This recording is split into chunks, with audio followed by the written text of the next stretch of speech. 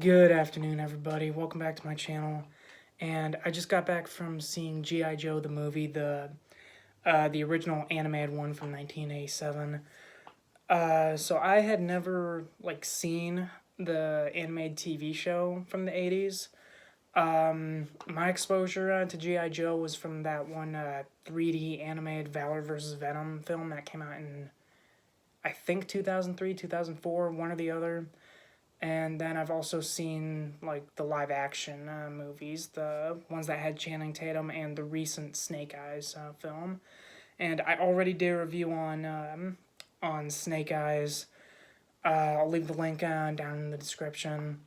But like I mean, just to reiterate my thoughts on that. I liked the movie as just a regular solo film.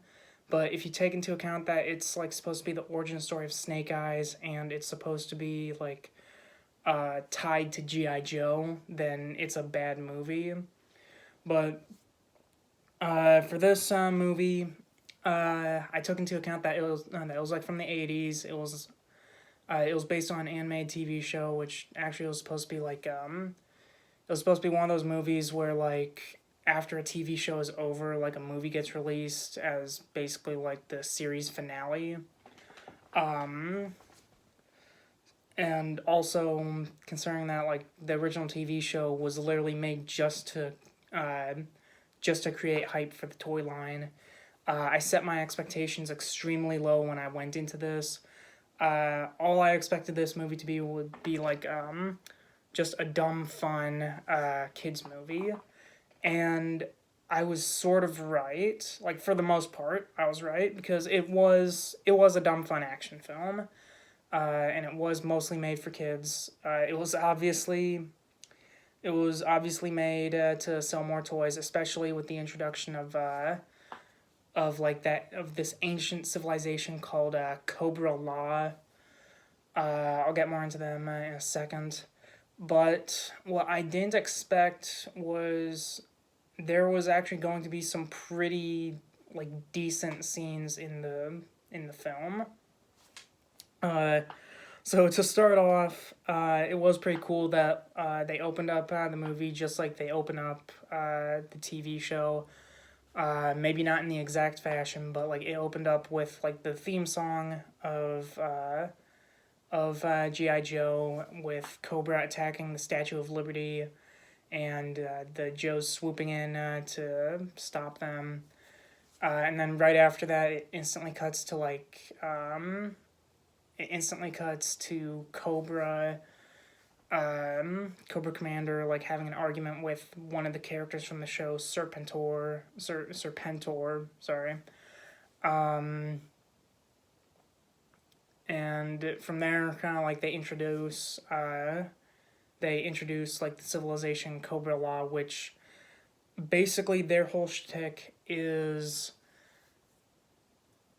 that everything that they have and do from their people to their weapons to their vehicles to their structures like their bridges and the prison cells, they're all organic, they're all living things, which made me think a little bit of Starship Troopers with the arachnids, which I'm gonna have to double check this, but I think that Starship Troopers came out the same year as the G.I. Joe movie.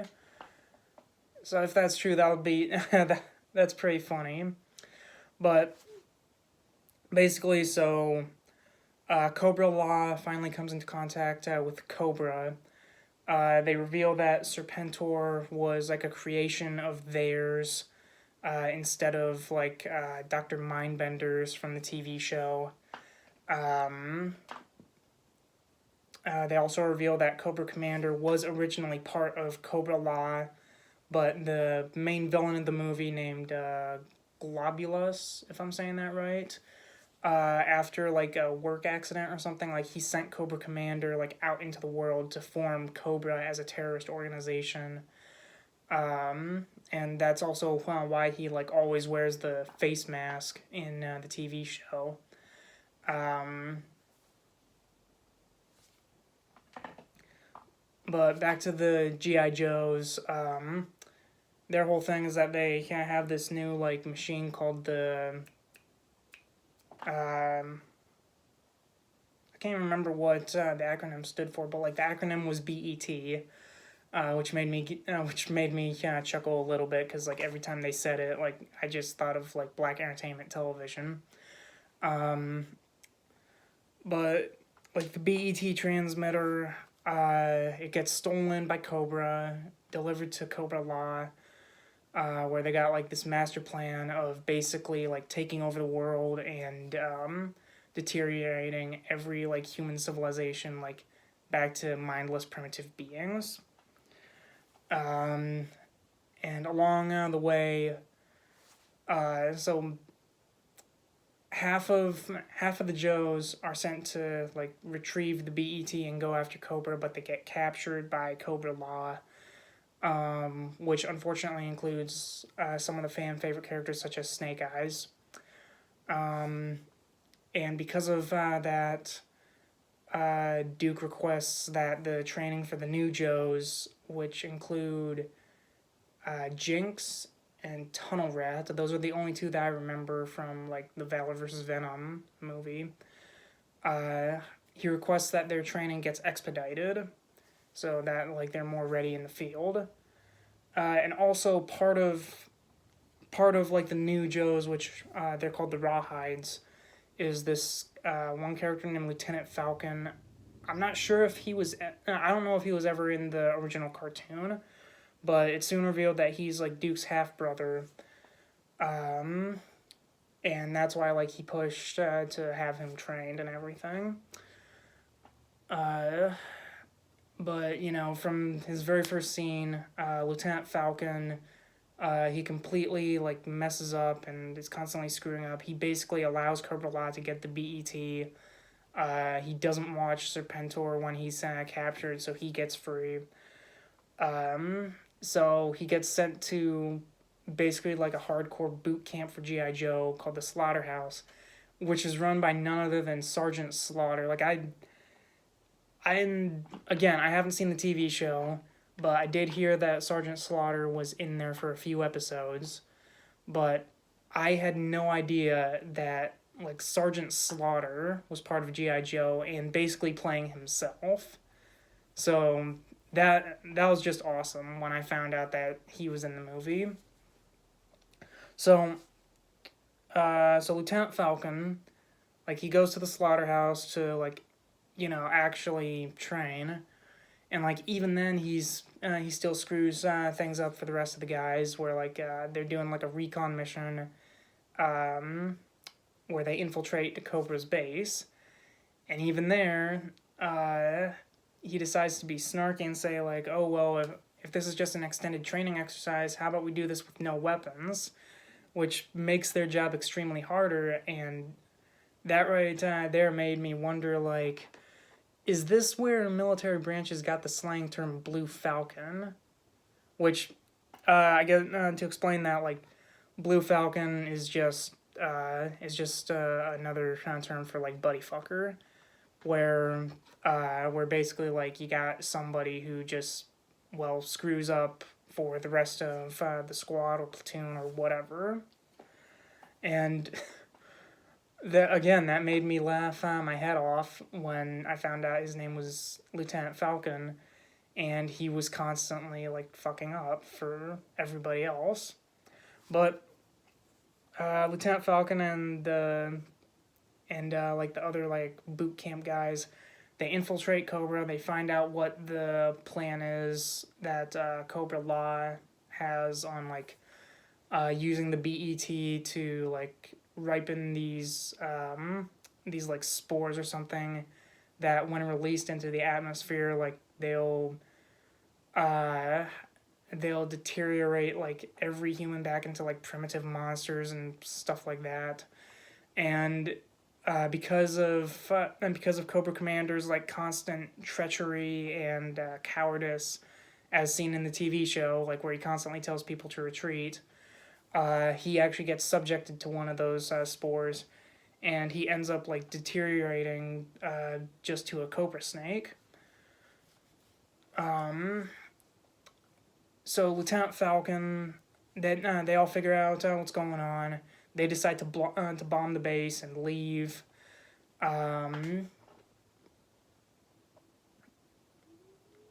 But like it's already too late because like Cobra Law, Cobra Law, like they end up attacking the GI Joe base, taking the BET, and in the process, Serpentor,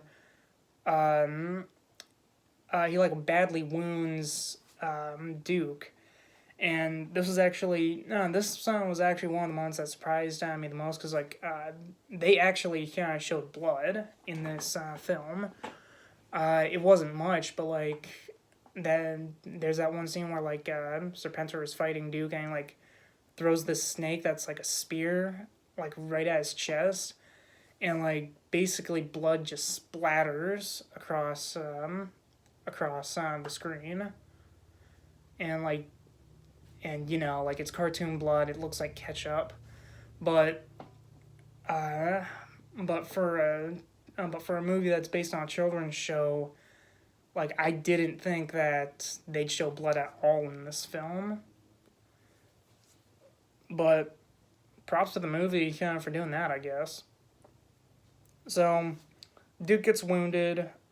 He goes into a coma, which again, like from earlier, like I was a little bit surprised because I actually thought that they'd have the balls to kill off Duke, and this is mostly because like I heard about that one of back when I was hearing about the Transformers the movie. From what I heard, that like they actually killed off Optimus Prime like fairly early in the film, so I thought they'd do the same with Duke. But Duke gets taken out of commission for basically the rest of the movie. There is a mention that like he pulled through with his coma like at the end of the film, but like other than that, he's not seen again. So they find out where like Cobra Law's base is, and they mount an assault on them. Like obviously it ends like it ends how basically any TV show does. It looks like they're gonna lose, but like at the last second, the GI Joes win. But it was pretty cool to see like Sergeant Slaughter beat the crap out of like this huge guy with bat wings. Jinx to fight off like the this one female like mutated character named Pythonia or something. I don't know. And then Lieutenant Falcon beats the crap out of Serpentor for what he did to Duke, before fighting Globulus and then destroying the BET machine and saving the world. And that's actually basically how the movie ends. Like the movie ends fairly abruptly. Like they blow up the BET, they blow up like the Cobra Law civilization area. And then like the Joes all escape, and they find out that like Duke got out of his coma, and that's it. There were a few things that I thought was a little bit weird. Like there were a couple plot holes, such as like when the Joes are captured, like Snake Eyes, Roadblock, and like the other classic Joes, when they get captured by Cobra Law, like for some reason, when they get free, like they instantly have all their weapons on them. But like, but then again, like it's a movie based on a kids show. I'm not really expecting them to do a lot of logical things there. There are a few scenes that I think like should have been extended a little bit because they also feel like they like jump cut from one place to another way too often. And it doesn't really give time for the movie to breathe, especially when like Lieutenant Falcon, Sergeant Slaughter, and like the other like slaughterhouse trainees, they infiltrate the Cobra base, and then it instantly jumps to like Cobra Law, Cobra Law like attacking the GI Joe base. I feel like there could have been like one or two scenes that could have like been stuck in between, but whatever. What are you gonna do? The sound effects are pretty cool, especially when like they use I think some of the same sound effects from Star Wars, or at least I thought was, or at least I thought I heard them.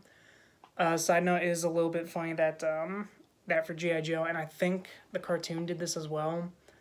Um, so for GI Joe, the Joes use like red lasers when they fire their guns, while Cobra uses blue lasers, and I think that's a funny little inverse in what the prequel movies of Star Wars ended up doing, where the droids fired red lasers and the clones fired blue lasers. So I just thought that was a funny little note that I saw in there.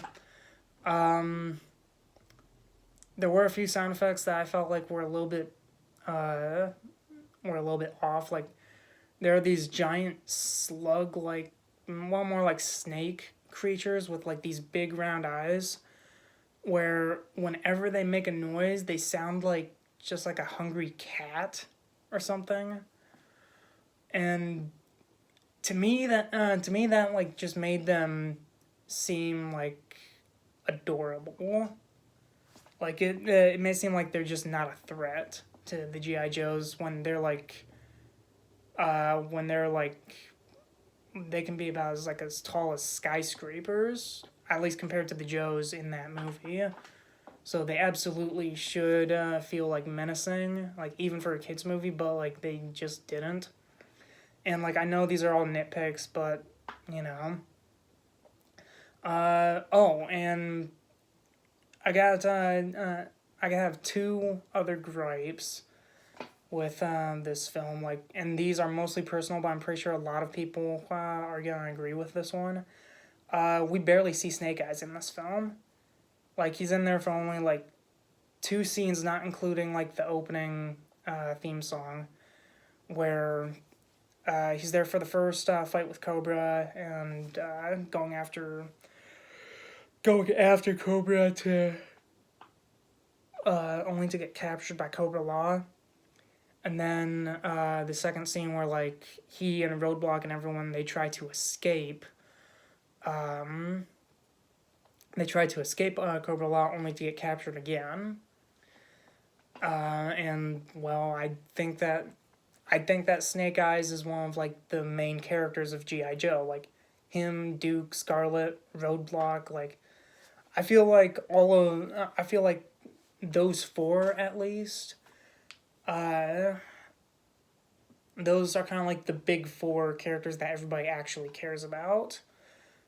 Sure, there's other ones like again like Sergeant Slaughter, Jinx, Lady J, Tunnel Rat, but those guys are kind of like background characters compared to like again Duke, Scarlet, and Snake Eyes. So it kind of sucked that Snake Eyes was barely in this film, and Storm Shadow wasn't in this movie at all. Now I can't exactly remember what his deal was with Snake Eyes in the original show. Um, the thing that I heard was that Storm Shadow like owed a debt to Cobra or something. So like he didn't necessarily hate GI Joe or Snake Eyes. He was just like settling a debt with them, and once his debt was paid, like he just decided like to not fight Snake Eyes anymore or something. I don't know, but um, but it did suck that Storm Shadow like wasn't in the movie at all, because I would have loved to see like a ninja fight between like him and Snake Eyes. Because like even the live action movies with Channing Tatum and Dwayne Johnson, like even those ones they got Storm Shadow and Snake Eyes right. Oh, and of course, like you know, the movie ended like rather abruptly. Like Globulus got away after the BET got destroyed. Um, Cobra Commander stayed in his snake form, and like he was fighting like that one snake that's always around Serpentor. but like once the BET exploded, like he was never seen again. So again, I feel like there could have been like maybe one more extended scene where, you know, they could have explained like where they all went, but whatever. Kids movie, kids show. So all in all, like the movie was a little bit better than I thought it would be. But at the end of the day, it still is just a dumb, fun, like kids action film. So like, this is definitely something that like you can probably just put on for your kids and like go do something else. Or if you're a hardcore fan of G.I. Joe, where like you saw the original series back in the 80s, I think you'll like this just for the nostalgia. But other than that, like it's just a harmless, entertaining kids film. So really, that's it for me. Uh, I might actually start watching the G.I. Joe series because of this movie, but if not, then I don't know. Anyway, that's it for me, guys. You guys have a good day. Bye.